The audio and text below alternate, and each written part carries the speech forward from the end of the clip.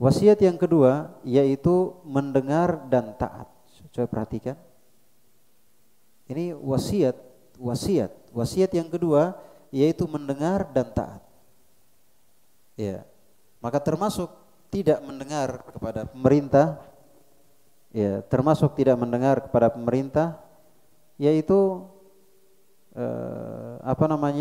suka menceritakan kejelekan pemerintah, apalagi di mimbar-mimbar, apalagi di tulisan-tulisan, ya, suka mengingat kejelekan-kejelekan pemerintah, tidak mengingat kebaikan-kebaikannya, ya, tidak mau bersabar di atas kezaliman pemerintah, ya, dan memfitnah orang-orang yang mengajak untuk taat kepada pemerintah dengan dai-dai atau kaki tangan penguasa.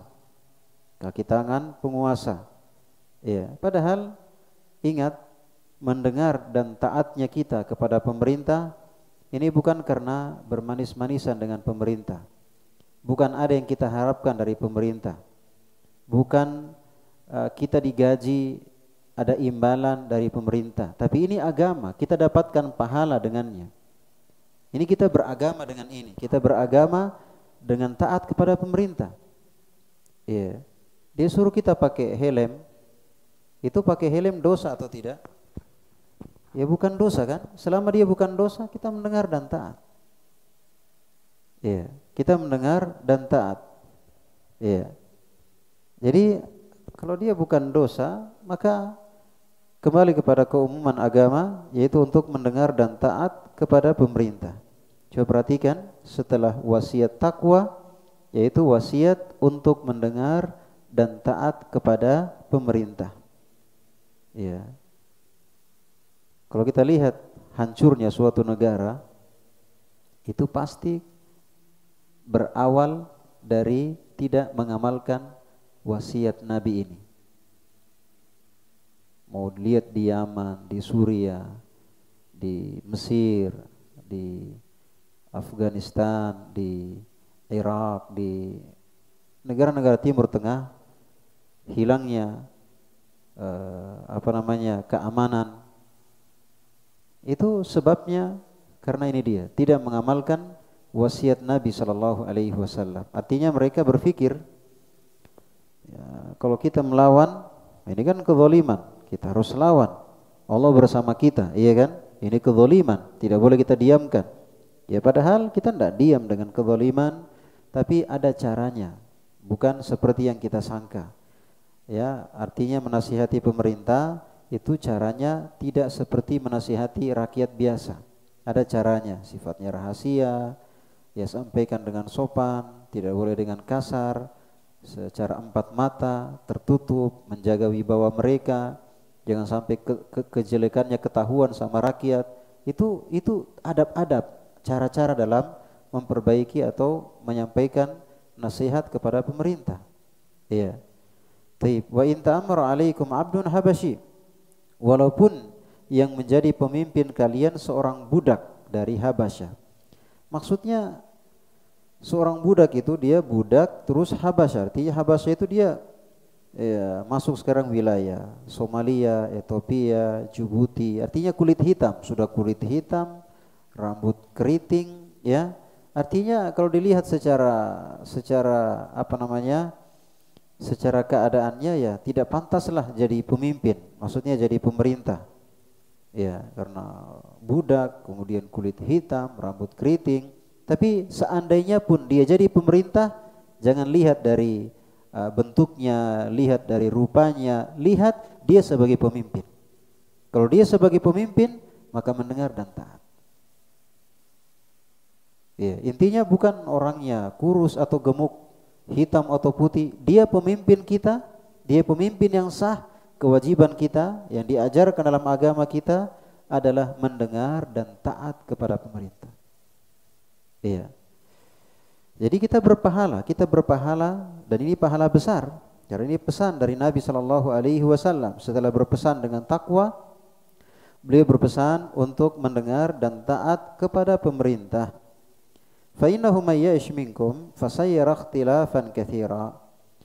Karena siapa yang hidup nanti setelahku, jadi setelah Nabi meninggal, ya, setelah Nabi meninggal, jadi selama Nabi masih hidup itu persatuan yang ada, ya, karena Nabi sebagai pembawa kebenaran, mereka mengikuti Al-Quran dan hadits. Kemudian Nabi juga sebagai pemimpin negara, maka mereka bersatu di atas kepemimpinan Nabi Shallallahu Alaihi Wasallam. Nah, kata Nabi, siapa yang hidup setelahku, maksudnya setelah Nabi tidak ada, setelah Nabi meninggal, fasayara ikhtilafan katsira, maka dia akan melihat perselisihan yang banyak, banyak sekali kelompok-kelompok. Baik itu kelompok dari sisi pemahaman, baik kelompok dari sisi badan, akan banyak sekali kelompok-kelompok, golongan-golongan. Iya, ini menggambarkan kepada kita ketika Nabi masih ada, itulah al-firqatun najiyah. Itulah al-firqatun najiyah. Mereka bersatu di atas Al-Qur'an dan hadits, ya, sesuai pemahaman yang benar, dan mereka bersatu di atas ketaatan kepada pemerintah. Iya, kadang ada syubhat, itu kan pemimpinnya Nabi. Itu kan pemimpinnya Nabi. Iya, seandainya kita dipimpin seperti Nabi, iya, kami tega untuk mendengar dan taat. Tapi ini pemimpinnya, maka ini cara pandang yang keliru. Artinya mereka hanya pintar menyalahkan pemimpin dan tidak menyalahkan dirinya masing-masing. Padahal dalam menciptakan suatu kebaikan itu bukan dimulai dari atas ke bawah, tapi dimulai dari bawah ke atas. Karena pemimpin, kalau di negara kita presiden, itu asalnya dari rakyat. Ya, yang bukan rakyat pun ketika dia mencalonkan, dia harus lepas dulu, jadi rakyat dulu, baru mencalonkan. Ya, dan tentunya Allah Subhanahu wa taala menjadikan pemimpin itu cerminan bagi rakyatnya. Kalau pemimpinnya adil, berarti rakyatnya pada adil. Kalau pemimpinnya korupsi, berarti rakyatnya sukanya korupsi. Kalau pemimpinnya zalim, itu gambaran bahwa rakyatnya zalim. Makanya kenapa para sahabat dipimpin oleh sekelas Nabi Shallallahu Alaihi Wasallam? Siapa para sahabat? Orang-orang yang menegakkan tauhid, menegakkan sunnah, menegakkan syariat Islam pada diri, pada rumah tangga mereka, pada keluarga mereka. Wajar diberi pemimpin seperti Nabi Shallallahu Alaihi Wasallam. Kita sekarang kesyirikan di mana-mana, bid'ah di mana-mana, kejahilan di mana-mana, tidak mengerti agama di mana-mana, cinta dunia luar biasa, takut mati, malas ingat akhirat, baru mau dipimpin seperti Nabi. Ini namanya mimpi. Ya, jadi cara berpikir itu jangan cara berpikir pokoknya pemerintah. Allah berfirman, innallaha la yughayyiru ma biqaumin hatta yughayyiru ma bi anfusihim. Sungguhnya Allah tidak akan merubah nasib suatu kaum perkumpulan sampai mereka merubah diri mereka. Allah enggak berfirman sampai mereka merubah pemimpinnya, pemimpin kaum. Tapi Allah berfirman sampai mereka merubah dirinya, kembali kepada individu. Jadi perbaikan itu bukan dari atas ke bawah. Kalau saya jadi pemimpin nanti pokoknya saya terapkan hukum, enggak ada yang bisa mengelak. Ini mimpi. Ya, karena perbaikan itu dari skala kecil ke skala besar. Jadi skala kecil saja belum bisa diterapkan hukum Islam pada rumah tangga kita, pada diri kita sendiri aja hukum Islam kita belum bisa terapkan. Bagaimana kalau skala besar? Skala masyarakat, skala daerah, skala provinsi, skala negara.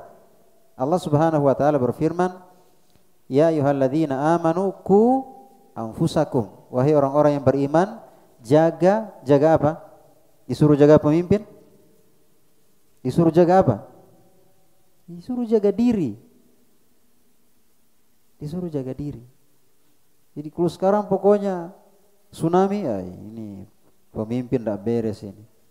Di zaman pemimpin ini banyak sekali musibah. Pokoknya dikit-dikit ini mati lampu, listrik, harga BBM, pokoknya semua. Padahal kalau kita belajar agama, tanda dari al-firqatun najiyah, saya perhatikan ini ya, bibit-bibit orang tidak mau taat kepada pemerintah, ya, berat untuk taat kepada pemerintah karena cara pandang dia yang seperti ini. Cara pandang dia yang seperti ini. Dia nggak pernah menyalahkan diri, dia nggak lihat diri bahwa perbaikan itu dimulai dari diri. Pokoknya yang dia lihat, dia nggak lihat dirinya. Ketika ada masalah dia nggak salahkan dirinya. Nah, yang seperti ini susah ini untuk berjamaah. Susah untuk mendengar dan taat, susah. Karena tidak melihat diri. Padahal Allah Subhanahu wa taala berfirman, "Wa ma asabakum min musibatin fabima kasabat aydikum." Musibah apa saja, kejelekan apa saja yang menimpa kalian itu karena perbuatan kalian. Ya, ya ayyuhalladzina amanu qu anfusakum, wahai orang-orang yang beriman, jaga diri kalian. Kemudian siapa? Wa ahlikum, skala yang lebih besar dari diri, yaitu keluarga. Nah, itu cara memperbaiki dari skala kecil ke skala besar. Nabi kita Muhammad sallallahu alaihi wasallam dan para nabi semuanya. Nabi Musa misalnya ketika mendatangi Fir'aun. Kira-kira ini Nabi Musa menggombosi pengikutnya, ayo kita kudeta. Ini Fir'aun kurang ajar ini. Ya. Ayo. Apakah Nabi Musa menceritakan kejelekan Fir'aun, menceritakan bagaimana supaya pengikutnya ini benci dengan Fir'aun? Enggak. Allah Subhanahu wa taala berpesan kepada Nabi Musa, "Idhaba ila Fir'aun fa innahu tagha." Pergilah wahai Musa ke Fir'aun, dia itu orang yang lewat batas. Allah berpesan, "Faqula," bersama Harun perginya, "Faqula lahu qaulan layyina." Sampaikan kepadanya ucapan yang lembut. Ya, bayangkan ini pesan Allah kepada Fir'aun, pemimpin Mesir ketika itu yang tidak diragukan bagaimana istilahnya zalimnya, ya, kafir. Tapi pesan Allah kepada Nabi Musa, idhaba ila fir'auna faqula lahu qawlan layyina. Sampaikan kepadanya dengan ucapan yang lembut. Ya. Entah bagaimana ya kalau misalnya kita diberi pemimpin, ya, artinya kita berlindung kepada Allah Azza wa Jalla, sekelas Fir'aun mungkin terjadi kehancuran, pertumpahan darah dan seterusnya disebabkan karena tidak mau lagi mendengar dan taat. Baik.